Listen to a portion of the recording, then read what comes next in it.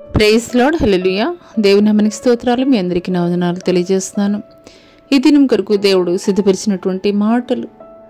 ప్రియ సహోదరి సహోదరుడా, క్రీస్తుని వెంబడిస్తున్నటువంటి నీవు నీ యొక్క భక్తి జీవితంలో, నీ యొక్క విశ్వాస జీవితంలో రక్షింపబడినటువంటి నీవు ఇంకను కూడా మనుషుల యొక్క కపటమైనటువంటి మాయోపాయమైనటువంటి మాటలకే నీవు ప్రాధాన్యత ఇచ్చేటువంటి పరిస్థితుల్లో నీవు ఉంటున్నావా?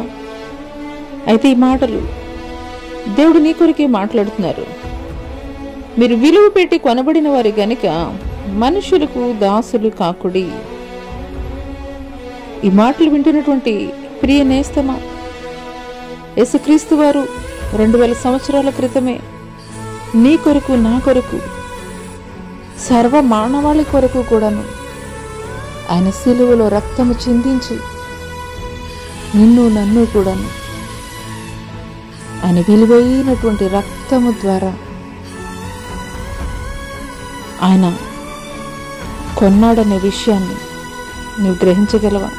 రక్షింపబడినటువంటి నీ కొరకు ఆయన విలువైనటువంటి రక్తాన్ని వేల లేకుండా సిలువలో చెల్లించాడనే విషయం నీవు గుర్తెరిగి ఉన్నావా? అయితే ఈ మాటలు దేవుడు నీ కొరకే మాట్లాడుతున్నారు. అన్నాడు పేతురు, యోహాన్లు దేవుని నామం పేరిట అనేక అద్భుతాలు, ఆశ్చర్య కార్యాలు జరిగించుచు దేవుని యొక్క సువార్త ప్రకటించుచున్నటువంటి క్రమంలో ఆనాటి కాలంలో ఉన్నటువంటి శాస్త్రులు, పరిసయ్యులను పిలువబడేటువంటి పెద్దలు యేసు నామాన్ని మీరెంత మాత్రము కూడా ఉచ్చరించడానికి వీల్లేదు, యేసు నామాన్ని మీరు పలకడానికి వీలులేదు అని వారితోటి మాట్లాడినప్పుడు వారైతే మాట్లాడుతున్నారు, దేవుని మాట వినటి కంటే మీ మాట వినట దేవుని దృష్టికి న్యాయమా? మీరే చెప్పండి. మేము కన్న వాటిని విన్న వాటిని చెప్పకుండా ఉండలేమని వారికి జవాబు ఇచ్చినట్లుగా లేఖనాల్లో తెలియపరచబడుతుంది.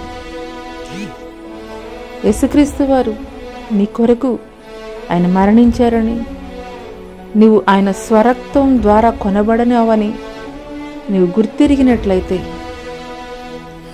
మనుషుల యొక్క మాటలకి నీవెప్పటికీ కూడా దాస్యత్వంలోనికి నీవు వెళ్ళవు. ఈ మాటలు దేవుడు నా కొరికే మాట్లాడుతున్నారని నీవు పరిపూర్ణమైనటువంటి విశ్వాసం కలిగి ఉన్నట్లయితే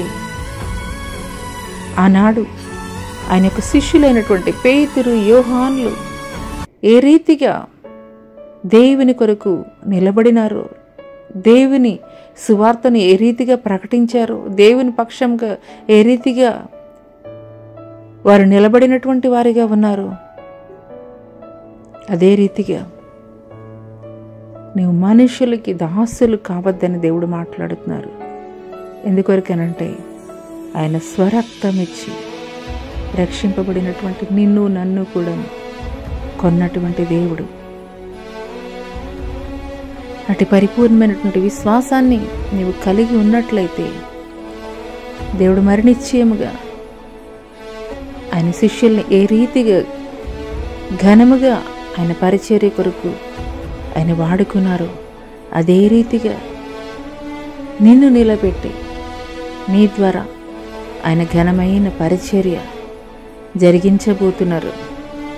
అట్టి కృప దేవుడు నీకు దయచేయనుగాక. ఆమేన్.